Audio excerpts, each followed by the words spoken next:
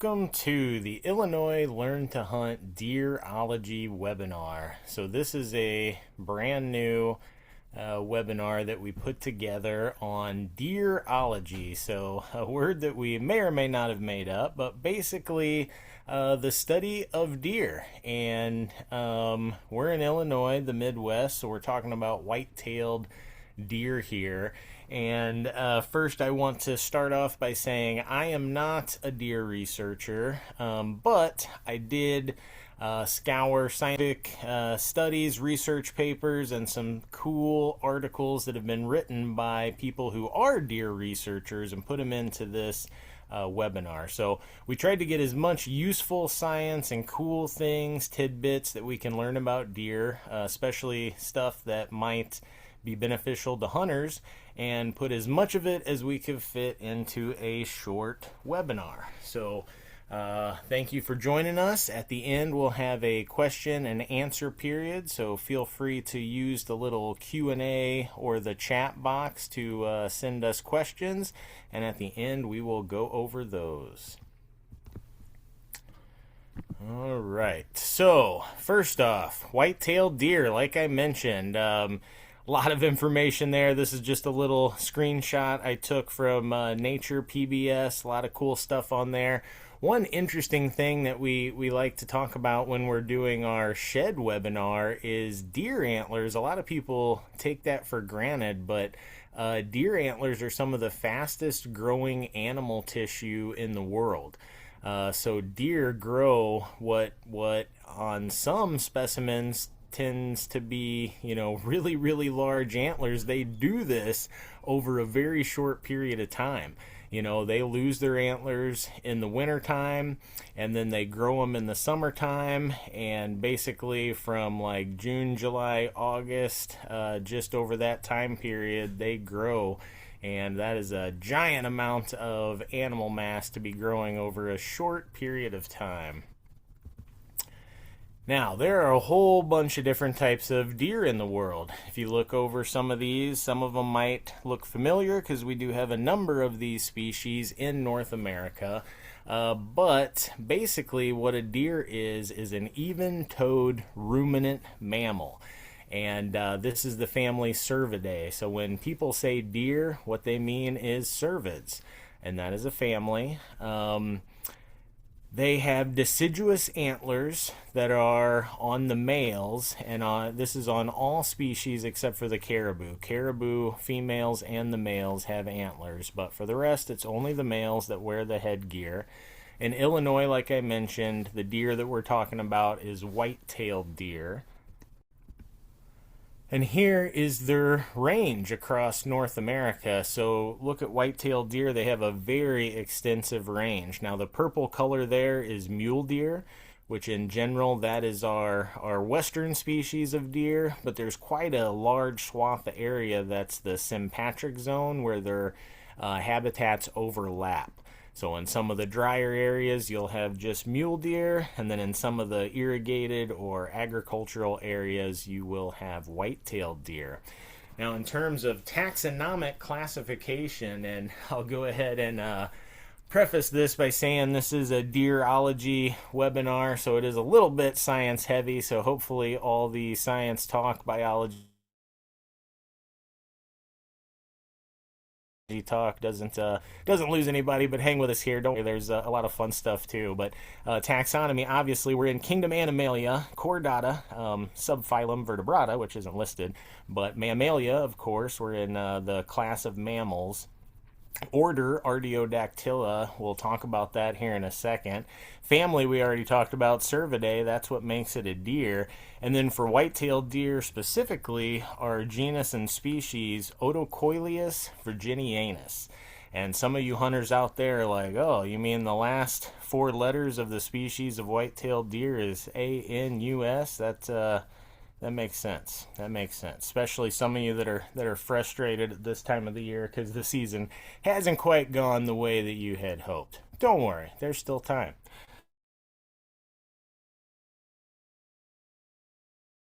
Okay, I told you we would mention arts. This is a very large mammalian order, one of the largest, other than obviously things like rodentia, but over 200 species in the even-toed ungulates.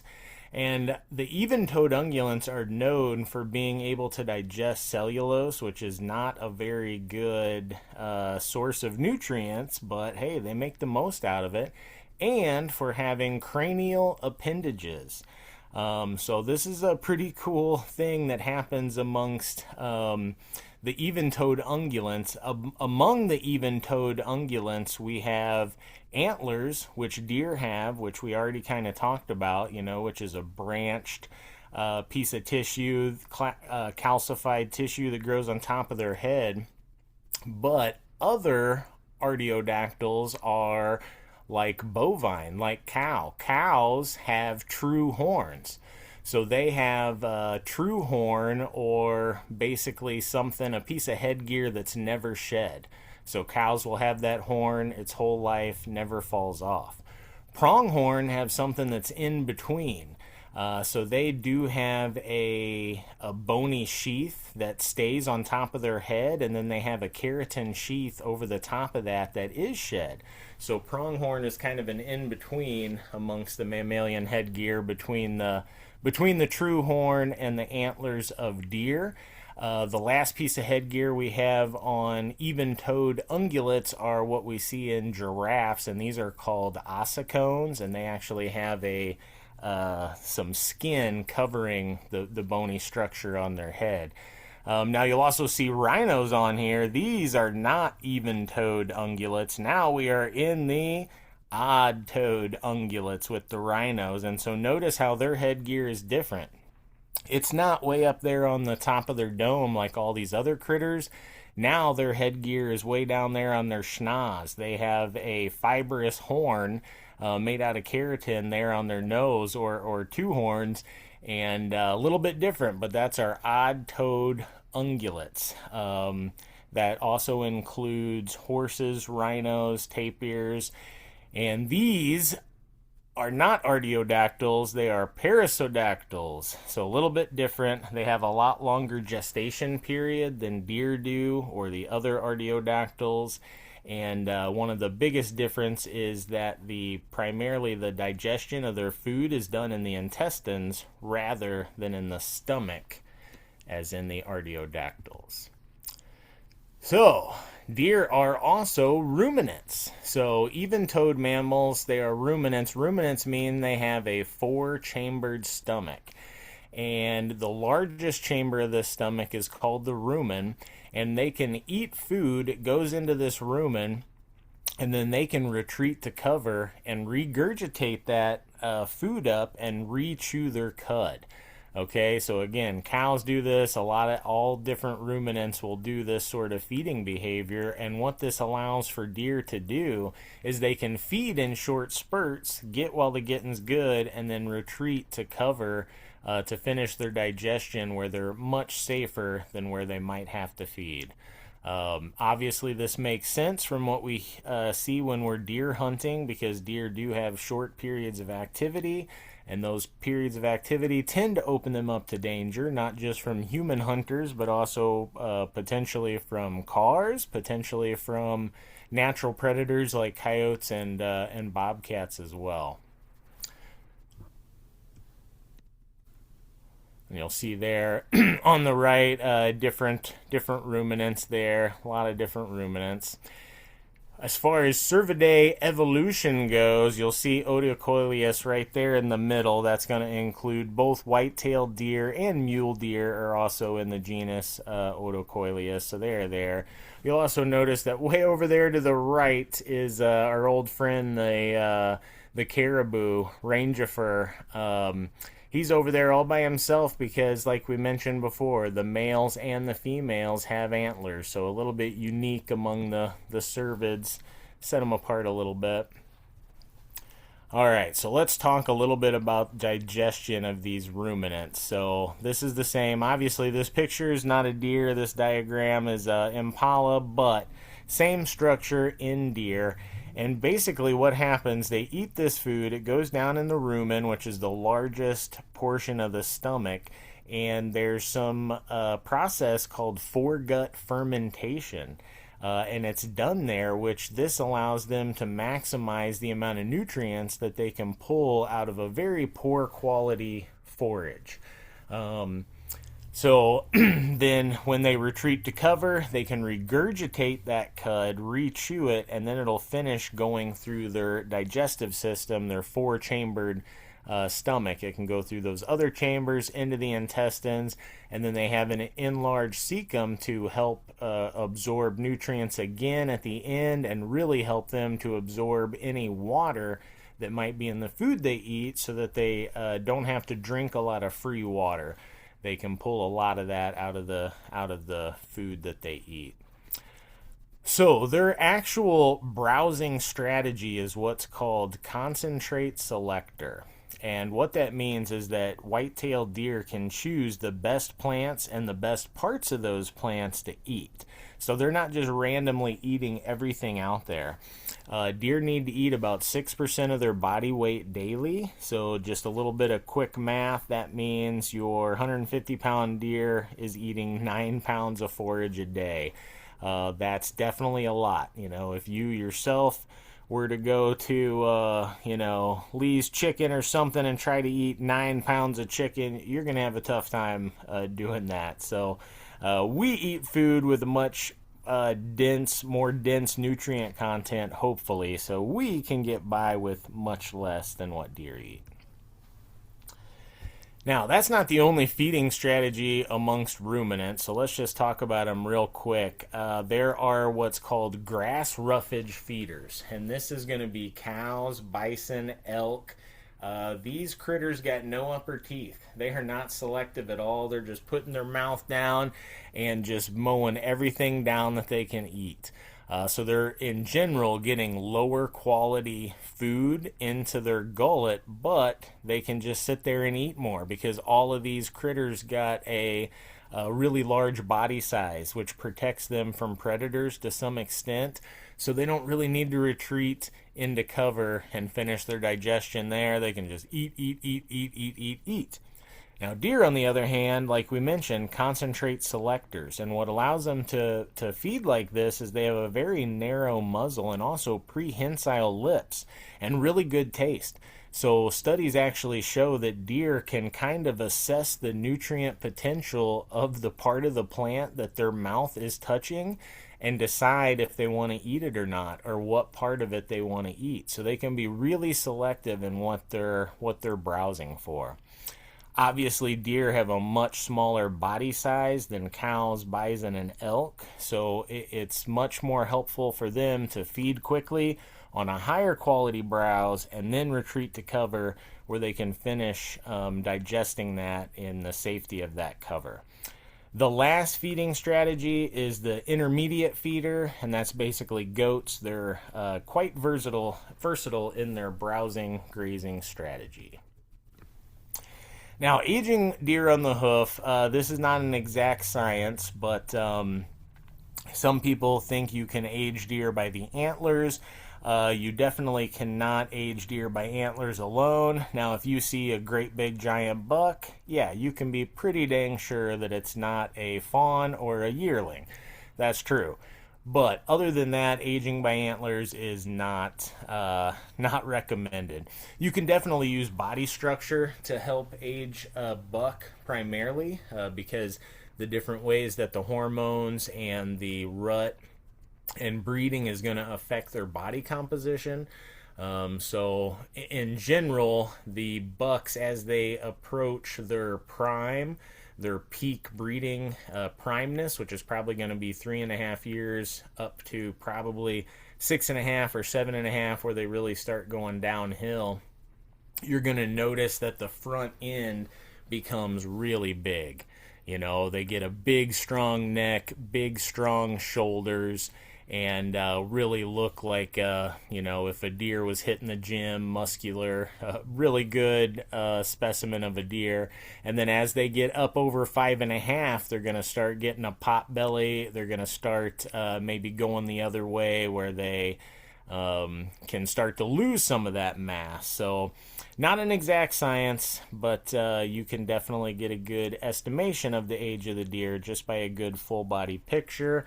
That being said, teeth are the best way, and that's because deer, the way they browse, their teeth tend to wear at a very constant rate, making their teeth really pretty easy to get a pretty accurate age just by looking at them post harvest. And here's just some of the different terminology with the teeth. You see the enamel, the dentine. As the enamel wears down, you see more and more of that dark dentine showing through. So that's a good way to tell that an animal is older. When it has less enamel, it's more flattened down and you see just a ton of dentine. The lingual crest are those bumps or the cusps on the tooth there. And that'll come into play with this picture here, because here's how we do the aging. And on the left we see a number of jaws. The top there, if you look at the fawn jaw, and so this is going to be a deer that is the young of the year, right? So this deer is half a year old. And what we got here is we got 1, 2, 3 premolars, but as far as the molars go, it's only really that first one that's fully emerged. Number 5 is barely poking out, and number 6 is nowhere to be seen. So pretty easy to tell a fawn. Yearling, one step up from that. Now we've got all of our molars there. So we count our premolars 1, 2, 3, and our molars 4, 5, 6. Now the thing that we look for is look at that third premolar. It's got 3 cusps, or in other words, it's a tricuspid. If we go down to 2.5 years, so this is 1 year older, because yearling would be 1.5. At first look, it looks the same. It's got premolars 1, 2, 3, and molar 4, 5, 6. But now premolar number 3 is got 2 cusps, or a bicuspid. So that is its adult tooth. The baby tooth with 3 cusps has fallen out, and it has been replaced by a bicuspid. So once we get that third molar that's only got 2 cusps, now we're dealing with a deer that's 2.5 plus years old. Now at 3.5 years old, we're still dealing with that same third premolar, so we can't use any counting tricks to age these deer. Now what we're looking at is the amount of dentine that we can see through that enamel. And this is why aging deer by this method gets less and less accurate the older the deer gets. It's really, really good for telling fawn, yearling, 2.5, 3.5. Pretty good for 4.5, 5.5, but then anything over that, you're really getting questionable because it's kind of a judgment call. You can use what's called cementum annuli, which generally they'll take an incisor, which is not even in this picture. That will be the front teeth. They'll take a front tooth and they will slice a cross section and can count rings, growth rings on that, just like a tree, to age the deer as well. So that can be a really good way to get an age, especially on older deer that the teeth wear might not get you the most accurate estimation. Okay, so this, our friends over there at the National Deer Association, and like I mentioned in the beginning, we're going to reference them a lot. So at the end, we'll have a link to their website, but definitely check out. They've got a lot of cool informational articles and really cool data on deer that's useful for hunters. And here's one that I pulled out, and here's just the seasonal food habits of white-tailed deer. And so this is just the different kinds of food broken down into these categories, where browse includes things like trees, shrubs, and vines. Forbs are going to be weeds or broad-leafed plants that aren't woody. Mast is going to be our acorns, berries, apples, things like that. Crops are going to be primarily corn, soybeans, grass, warm and cool season grasses and sedges, and then lichens and fungus like moss and mushrooms. Now, it's important to point out that this was not like an Illinois or even a Midwest specific study. this was average findings from more than 50 studies, so it's all over the place. So this little graph will definitely be a little bit different depending upon where you hunt, but it gives you a good place to start. And in general, you see that as we get into winter, deer rely more heavily upon browse, so more on trees, shrubs, briars, and vines. Obviously, mast. That's going to be a lot of our acorns. That's going to make a big chunk of that diet up in the fall. Here we see that crops is really pretty small throughout the all seasons, and that's going to be because this is from 50 studies. If this study was done in Illinois or in the Midwest specifically, I would certainly expect that the crops might be a little bit higher of a percentage, especially in the fall when they're sort of readily available and before they get cut.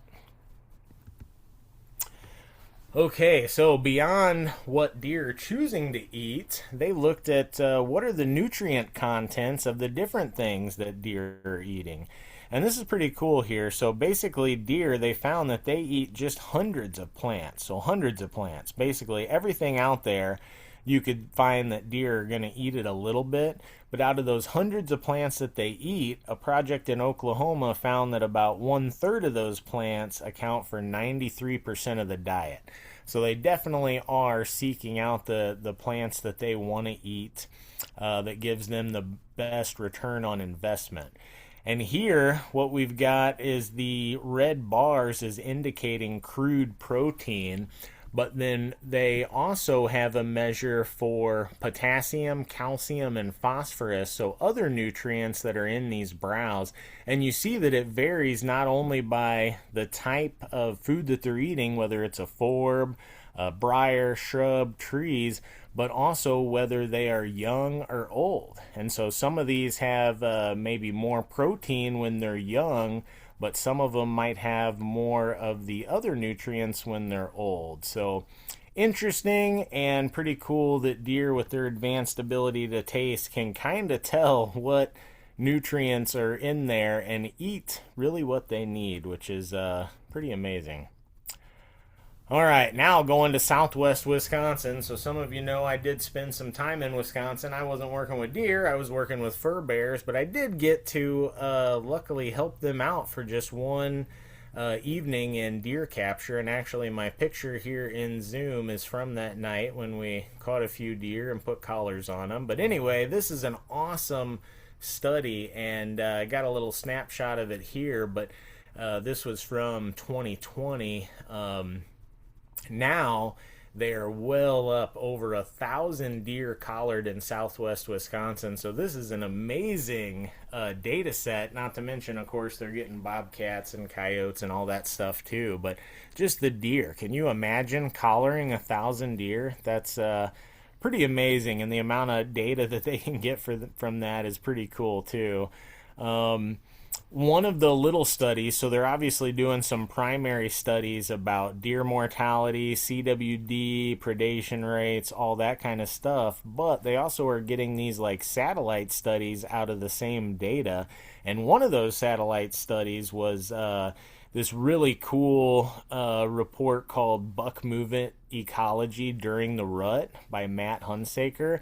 Definitely recommend you read that. It's in the December 2023 Field Notes newsletter by the Wisconsin DNR.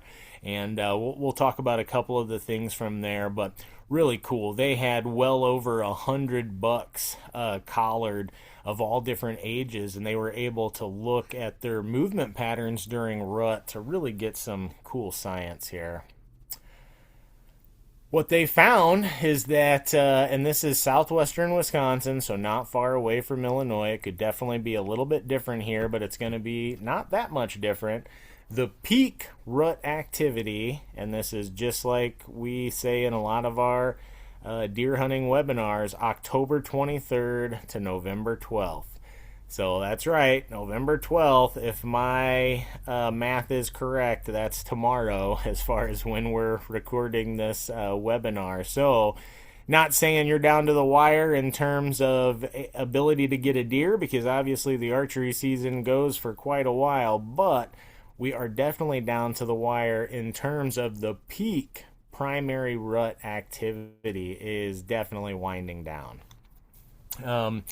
Now, this is pretty cool here because what we've got three different lines on this graph, and these three different lines are going to indicate the different ages of these bucks, right? So the very light blue line is the 1-year-old, 1.5-year-old bucks. The darker blue line is the 2.5-year-old bucks, and then the green line is the 3.5-year-old bucks. Just in aggregate, all the ones that they had collared. And this period goes from October 14th to December 1st, so that was a period that they figured covers all of the primary rut activity. And then again, the peak movement time was in that October 23rd to November 12th time frame. Now, things that did not matter at all in terms of buck movement were things like the phase of the moon, temperature, hunting pressure.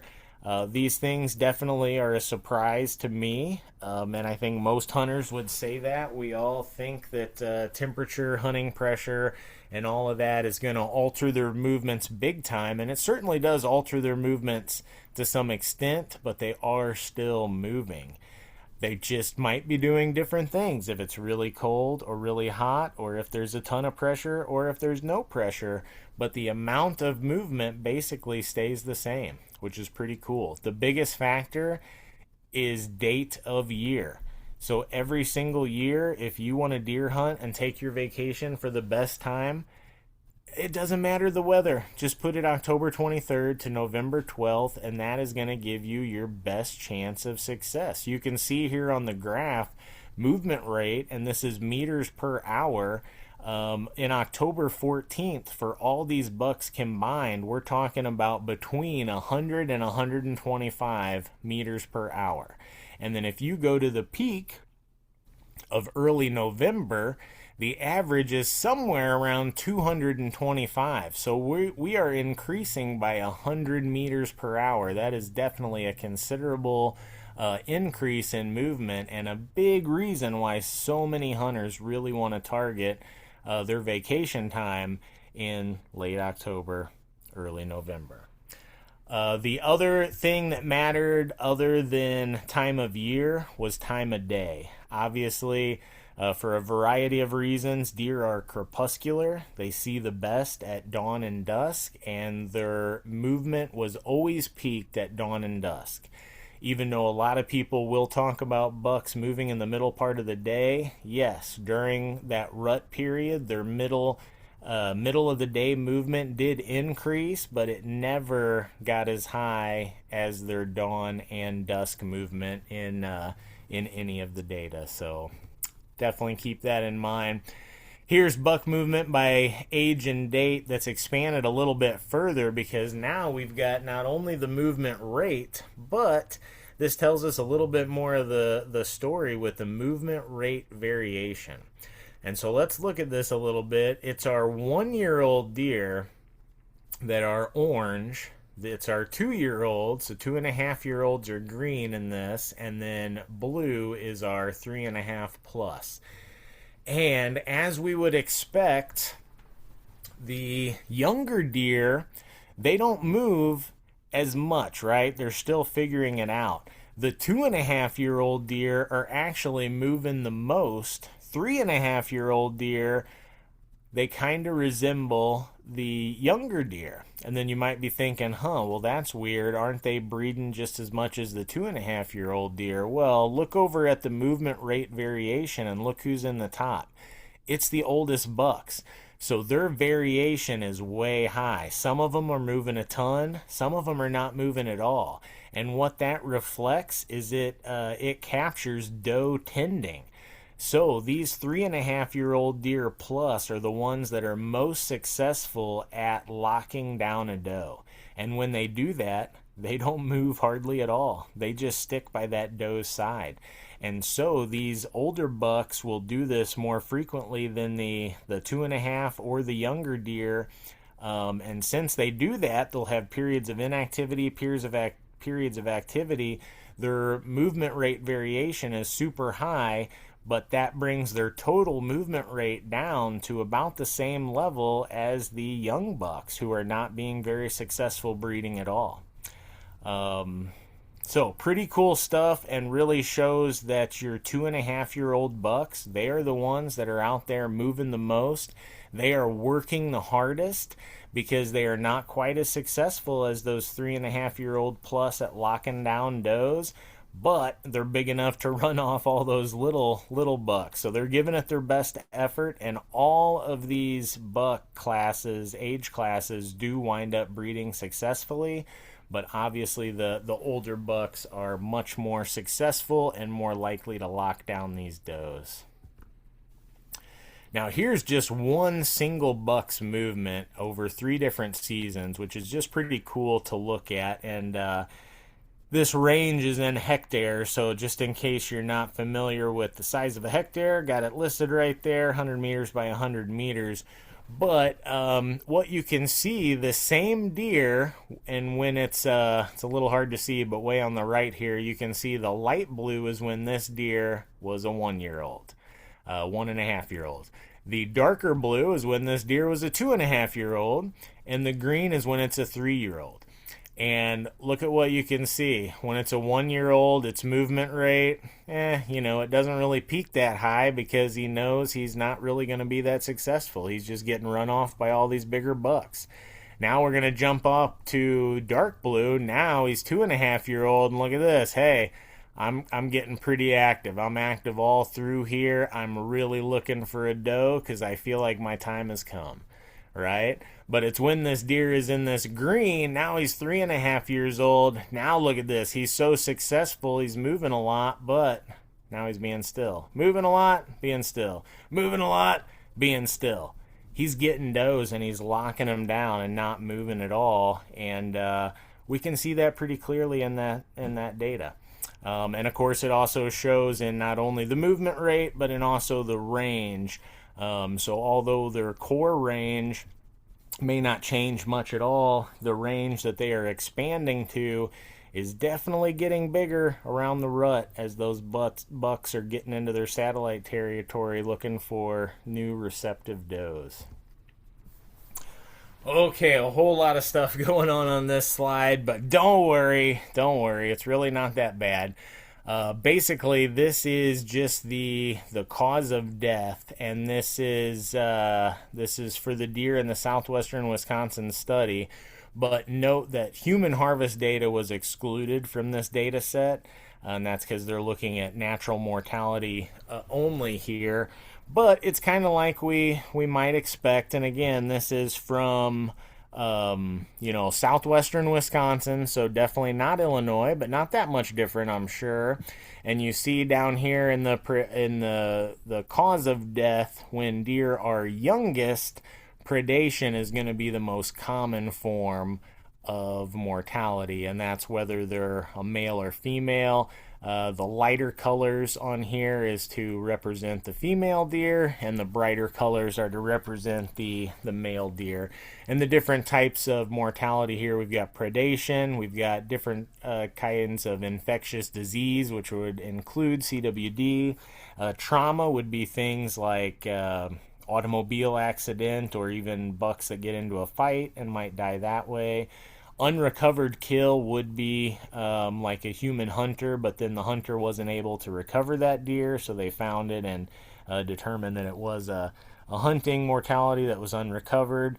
Nutritional is if the deer has dies of not being able to eat enough, so poor body condition, and dies of either hunger or thirst, and then mixed or unknown. So pretty standard there. Obviously, as deer age, they're less susceptible to predation, but potentially more susceptible to things like infectious diseases. Now, here's continuing from that study a little bit more. Body condition was assessed and compared, and then that was compared to whether or not the animal tested positive or negative for a couple infectious diseases, CWD and pneumonia. And this is pretty cool. And again, it's nothing that's shocking or anything, but obviously, animals that are negative to both tend to have a lot better body condition. Animals that were did not have CWD in general tend to have a lot better body condition. CWD animals, obviously, worse body condition, a lot more that are in that poor or severe to poor category.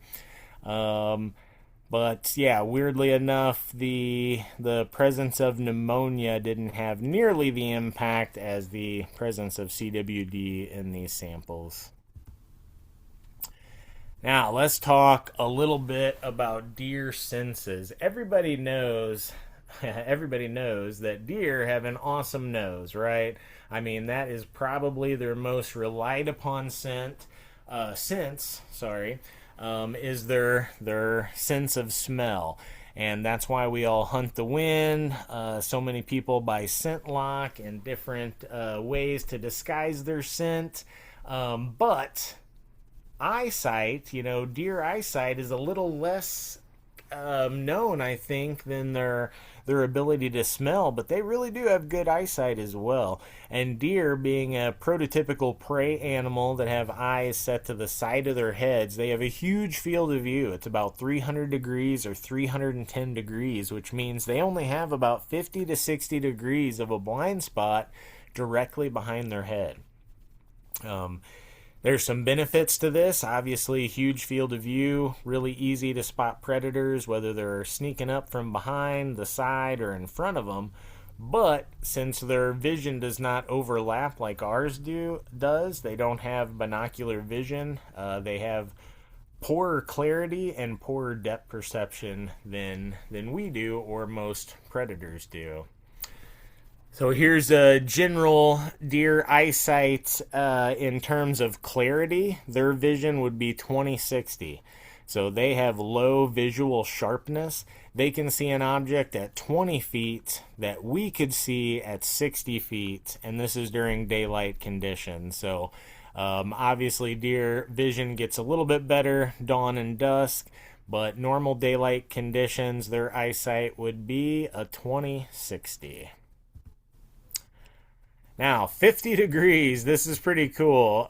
Deer have very unique eyes, and they have this interesting capability called cyclovergence. And that's where their eyes can spin 50 degrees when they tilt their heads down to feed, so that their pupils are still fixated on the horizon looking for danger. So, pretty cool ability by deer, even when they're down feeding. Don't feel like that is a safe time to do a bunch of movement. They will still spot you. You got to wait for those deer to pass behind a tree or some kind of barrier, because you're not going to get away with much movement. Now, if they put their head down and they got grass in front of their head, hey, maybe you can get away with that movement, but you do need a physical barrier. All right, some more about deer vision. 4 times. Deer can process visual information 4 times faster than we do. So their processor is running 4 times faster than we are. They're running, 5G processor, and we're at dial-up over here.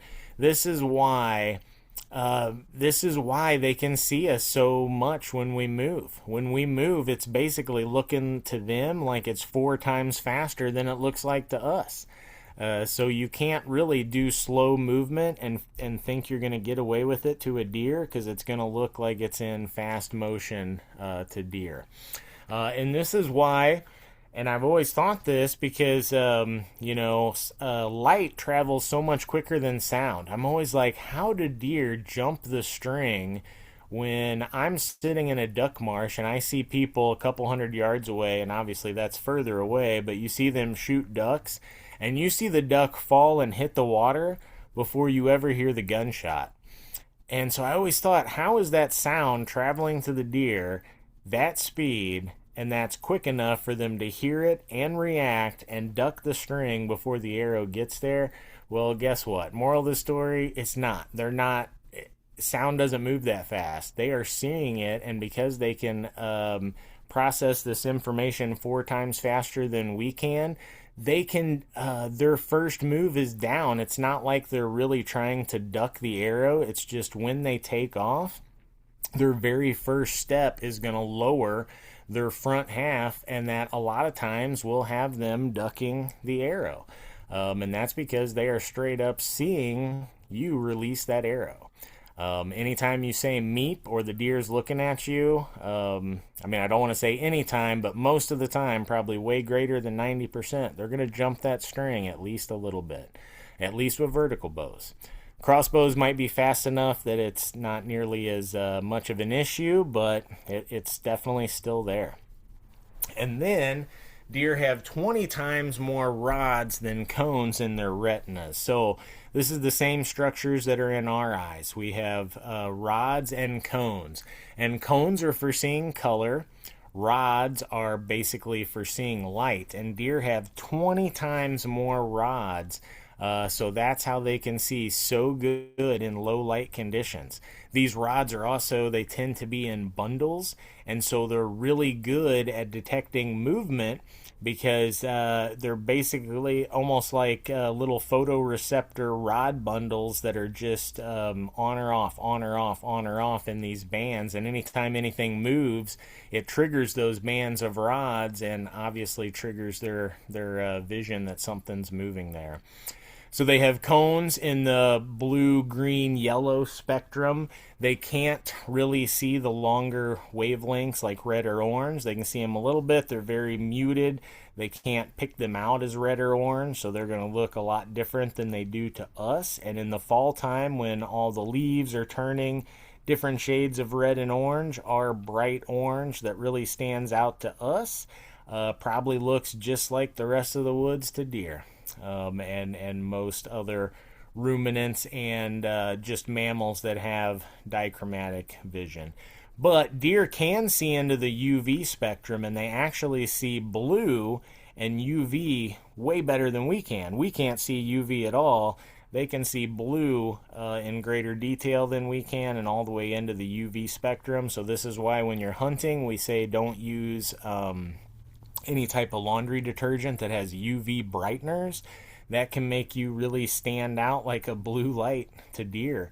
And they recently did a study, I should have put it in here, but rubs, when a deer goes and rubs a tree and rubs the bark off a tree and turns white, they deposit some of their gland and scent on that, and it actually glows with a UV light. So deer at dawn and dusk can look at their rub line, and it shines to them like little beacon lights that shows them the way that they can go. And scrapes will do the same thing. When they urinate in scrapes and they have fresh urine in scrapes, all of that urine shines with UV light, and scrapes will actually show up to deer like neon lights. Even though it just looks like a bare patch of ground to us, it looks like a sign on your favorite pub or your favorite honky tonk, lighting it up and telling deer that the party is on.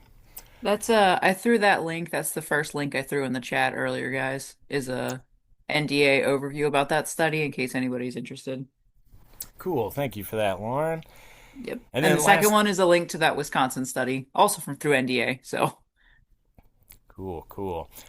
Last thing to mention about the special deer eyes, the tapetum lucidum. This is what gives animals their eye shine. So if you've ever been driving at night and a deer's on the side of the road and the first thing you see is what looks like a couple little flashlights shining back at you, that is the tapetum lucidum, which is kind of a reflective portion on the back of their eye that reflects light, and it basically gives them twice the light that we get because we don't have that. So the light just goes through once for us. They have that reflective area, so they kind of get 2 passes for the same amount of light. So it's kind of like when you do that long exposure with your camera. that's kind of how they can see in low light periods and why they really have the advantage in those crepuscular times of dawn and dusk.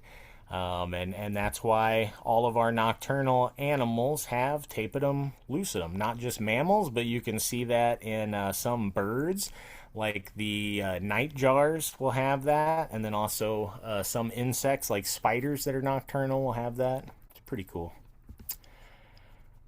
Okay, well, if you're worried about big bucks, and I mean, obviously, a lot of people are that are deer hunting. I mean, a lot of us just want deer for the freezer because we like to eat it, but a lot of people like big bucks too, and there's nothing wrong with that. And Boone and Crockett's been around for a long time, since the days of Theodore Roosevelt. And here's a nice little map they put out that just kind of shows you in general where do the big bucks come from. And like I mentioned before, Illinois is right in the sweet spot. I mean, you're talking Wisconsin, Illinois, Minnesota, Iowa, Missouri, Kansas, Indiana, Ohio. A lot of really large bucks coming from this area. Don't want to forget about Kentucky. Got a large amount of nice bucks in there, but obviously here on the graph, the more like yellow, orange, red, that means the higher proportion of big bucks in that county. And so pretty cool little graph just talking about the where big bucks come from. And I know in this webinar we were super science heavy. We talked a lot about taxonomy and a lot of different studies, and it might make your head be spinning. You're like, holy cow, deer hunting is just too hard for me. I'm going to go hunt squirrels. And I just wanted to throw this in here that deer hunting is really not that hard. We put some, hopefully some interesting tidbits to learn about deer in here, but when it comes down to it, deer hunting comes down to this simple equation. For the most part, deer are going between bedding areas and feeding areas. They use a series of established trails to go between those. If you find a place where the most trails cross one another, that's usually a good spot to set up.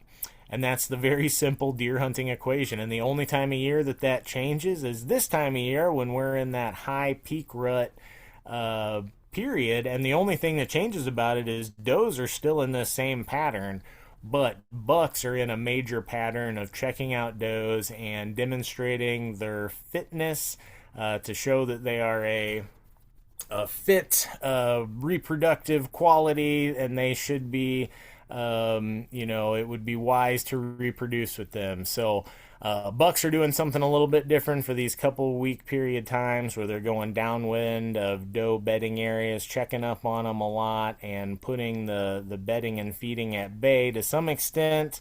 But other than that, this is deer hunting and all it is. And you don't have to be Einstein to figure it out. Just find trails in the woods with deer tracks on them, and if you find one with a whole bunch of tracks and you sit there long enough, you know what? You may just have an opportunity. Now, with that, we've got this is going to be up on YouTube eventually. Once we get it all tidied up, we'll have it up on YouTube where anybody can see it. But we have just dozens and dozens of unique webinars that are all Illinois specific on YouTube that are all available for free. So definitely check those out. Feel free to follow us on socials like Facebook. We give a lot of reminders for not only like season dates and important things that are coming up, but also the lottery reminders, which don't forget, Spring Turkey Lottery is open right now. Those are easy to forget, so we'll remind you. Feel free to follow us on Facebook. And then Lauren put them in the chat, but also I've got them here. I relied heavily upon the Southwestern Wisconsin Deer Study, which you can find there, and the National Deer Association's webpage with a lot of good stuff there. So Yeah, if you like thanks. deer science at all, definitely check out the NDA stuff. They have a lot of really cool info. For sure, for sure. So yeah, thanks for those places for having such awesome publications about deer available. And with that, I will turn it over to any questions.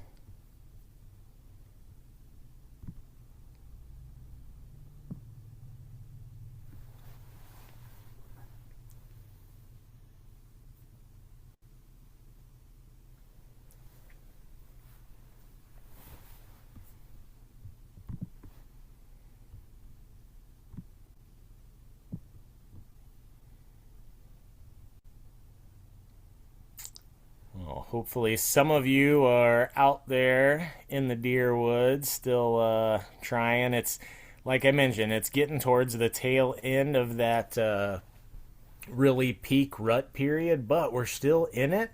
And it does tail off kind of slowly, so it still should be pretty good for a little while. And then obviously, we've got firearm season that's coming up in not too long. So if you were lucky enough to draw a firearms tag and you do get skunked with the bow, hopefully you'll have a chance for redemption with the old boomstick when that comes around.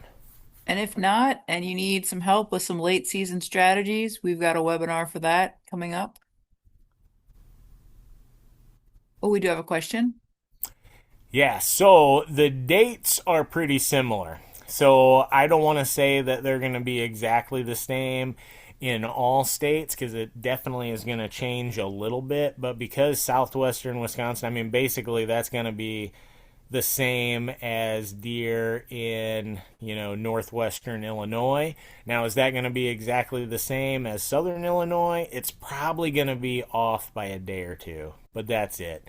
So if you really pick that prime period, late October, early November, that is pretty much prime in all of the Midwest. So there might be 1 or 2 days difference, north to south in Illinois, but or even east to west, but it's not going to be much more than just a day or two.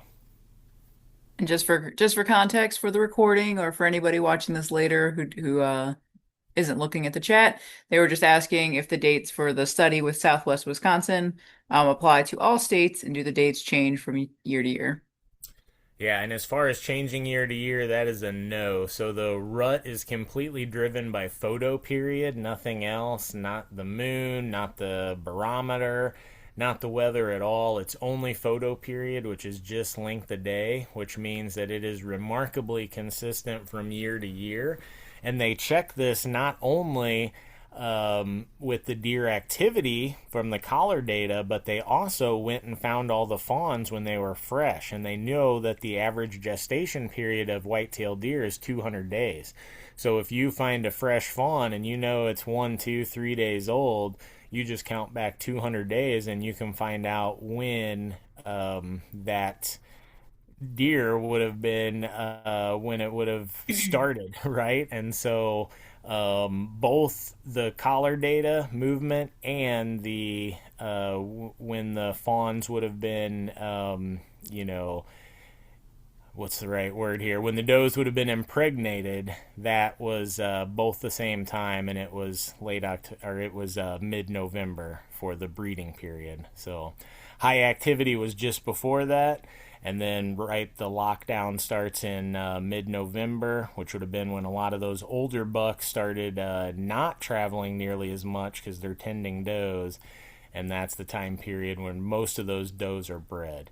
Some of them don't get bred there, especially the younger ones, and then there's a secondary rut that happens right about 28 days after the first rut, but the vast majority of those does are bred successfully in the first go around.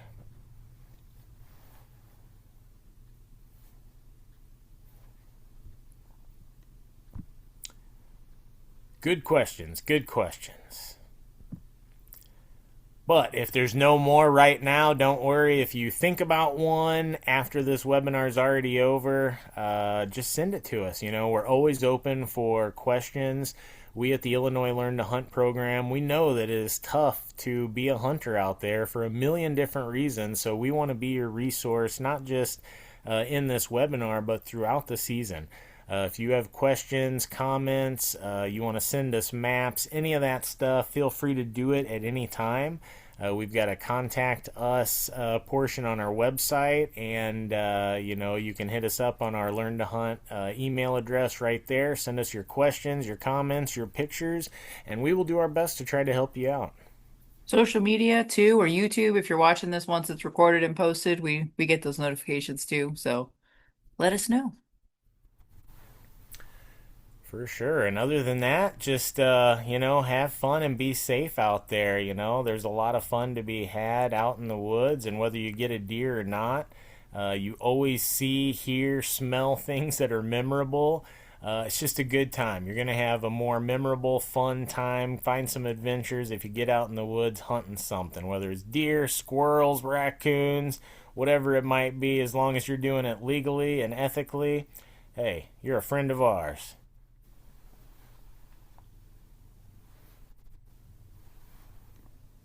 All right. Thanks, guys.